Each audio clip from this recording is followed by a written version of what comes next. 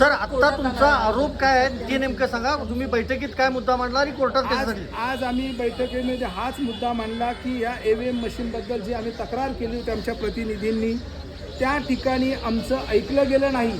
आम्ही त्या ठिकाणी लेखी पत्र दिलेलं आहे, राज्य निवडणूक आयुक्तांनाही पत्र दिलेलं आहे की त्या ठिकाणी कशा प्रकारे मशीनच्या ठिकाणी जे काही लिक्विड टाकलं होतं की काय आम्हाला माहीत नाही, पण तोही प्रकार झाला. पण मशीन बदलताना आमदाराच्या समोर मशीन बदलण्याचं काय कारण आहे? ती मशीन जर बदलायची होती तर कोर्टात निश्चितपणे जाणार आहे. आम्ही राज्य निवडणूक आयुक्तांना पत्र दिलेलं आहे, आरोंना पत्र दिलेलं आहे.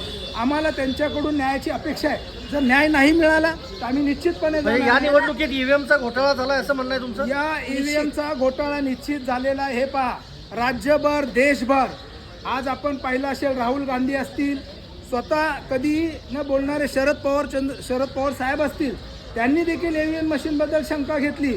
आज राज ठाकरे असतील, उद्धव ठाकरे साहेब असतील, यांनी तर डेमो दाखवले की EVM मशीनमध्ये कशा प्रकारे हेराफेरी होते. आणि आज आम्ही प्रत्यक्ष निवडणुकीला सामोरं जात असताना आम्हाला हा प्रत्यक्ष अनुभव आला.